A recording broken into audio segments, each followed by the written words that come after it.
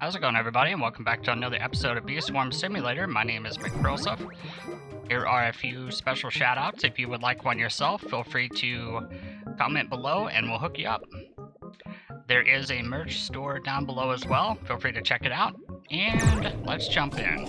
I did find a legendary sprout as soon as I logged in, so we are going to enjoy that first. And then we're going to jump into some tips that involve helping your bees level up faster. Today we're going to talk about traits, AFK farming, and then emotes that the bees make. As you notice, whenever I walk into a field, your bees make either a smiley face or a frowny face. And it actually took me quite a long time to figure out what exactly that means. So we're going to discuss all that today. Let's see what kind of loot we get here. I do pretty poorly in red fields, so this might take a few extra seconds.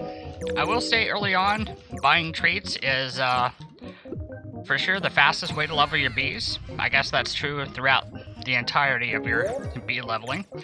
But I personally didn't find out that buying traits was super helpful until around level 8 or 9 bees. So if you're watching this and you're first starting out, then you have an advantage I did not have. Feeding traits to your bees is super helpful. What will we get here? One sec. Lots of fruits. Like stealing candy from a baby. It's really nice to have ×10 haste with all these ninja bees. So I can run faster than all the little babies. Fun stuff. Give me my stuff. Looks like I got a few tickets, a lot of fruit. Got pretty lucky finding that sprout. That was pretty cool. I was trying to server hop and get on a server with a friend so they could get a shout out, and this was the first server I found. So, big special shout out to Uger. Looks like he's attempting the blue hive as well. He's going hardcore blue. That's pretty awesome. Okay, so first off is treats. As you know, if you come over here to the left, right next to Mama Bear, you can buy treats over here all day long. Now, they do get more expensive, but there is a cap on them. And as you can see here, for 1 billion honey, I can buy 100,000 treats. Done. Yeah, so I head on back to my hive, and I can use those treats to level the bees. I will say straight away that leveling the bees is not only top priority, but the most important thing in the game. It's always fun to get additional bee slots and better gear, but ultimately, higher level bees means defeating things like tonal bear faster, and also just more harvesting in general. Let's see if there's any that are close to leveling. Okay, so my bumblebee here is almost there. As you can see, we're going to increase the bond from feeding him some treats. And if you have things like the gifted puppy bee, or even a moon amulet like you see here, plus 10% bond from treats, you can actually level your bees faster. So a pro tip, if you want to level them faster early on, get the gifted puppy bee. As you can see here, plus 20% bond from treats. So I have 30% total. So even though I'm feeding this bee 100,000 treats, it's like I'm feeding him an additional like 30,000, if math is good. Let's go ahead and feed those.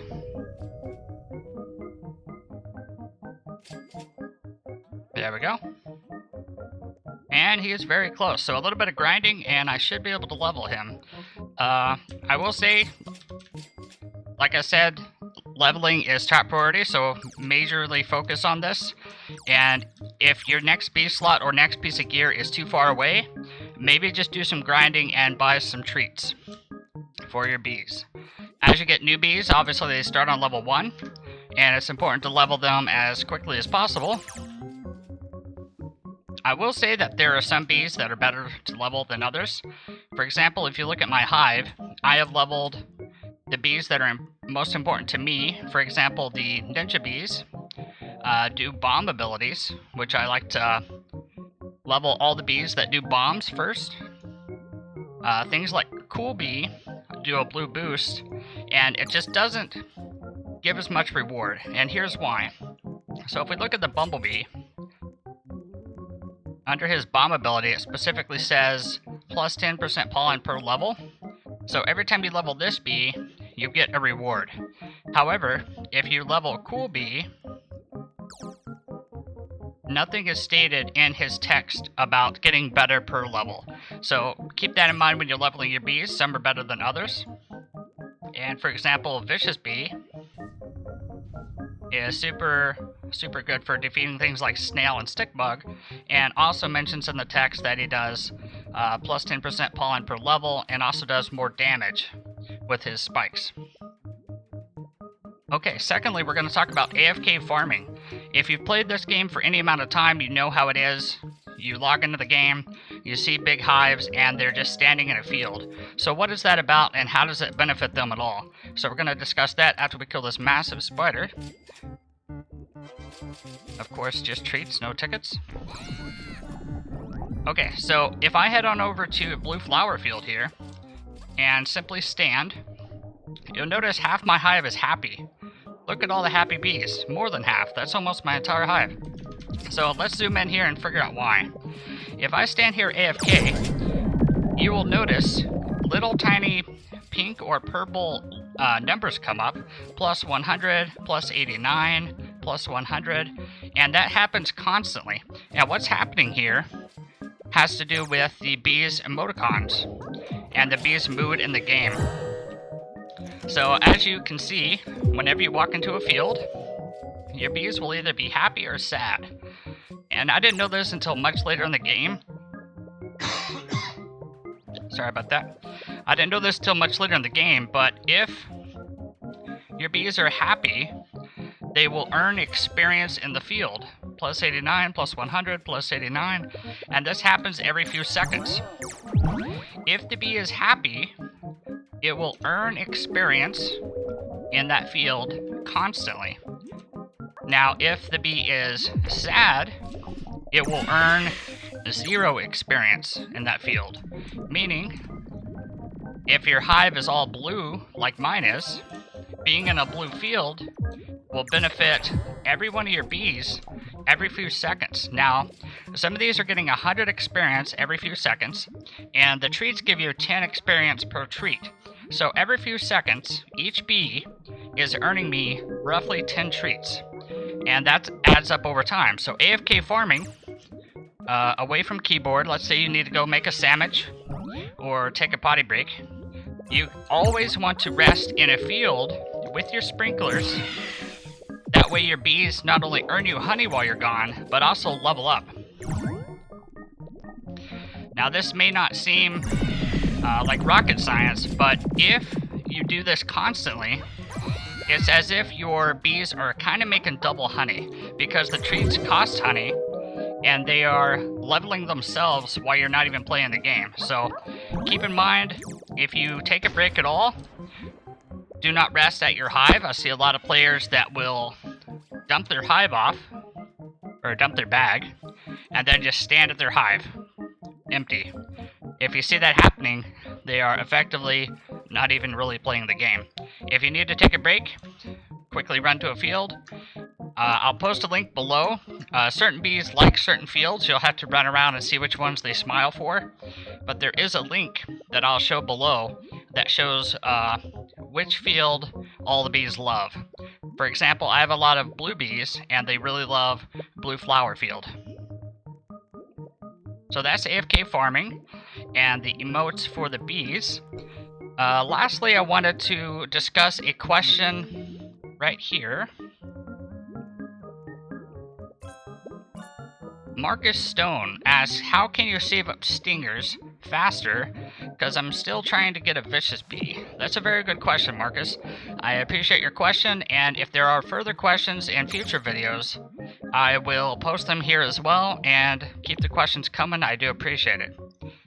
So as far as stingers, I will say, first off, there are only a few fields that the vicious bee appears in. Let's go ahead and discuss that first. And the first field being Cloverfield. One thing I like to do to get fast stingers is something called server hop. And that involves friending quite a few friends in Roblox that play Bee Swarm. And then whenever you go to connect to the game, it will show you which servers they are on.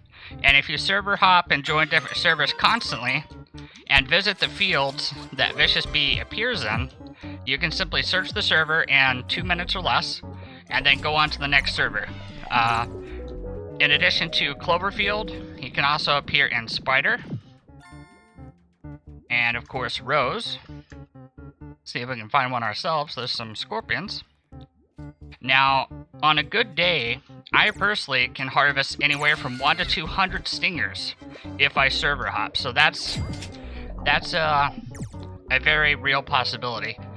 It really determines on, or is based on how much time you have and how many servers you can have access to.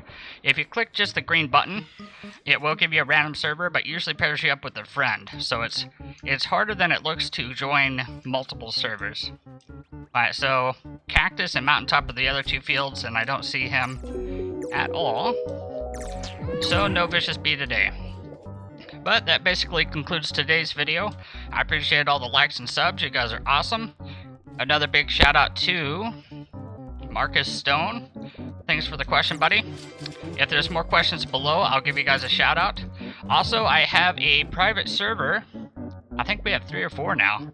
If you guys are interested in playing with me offline or on camera, go ahead and click subscribe and leave your Roblox name below, and we can play this game together. I will see you guys in the next one. Take care. McProseph out.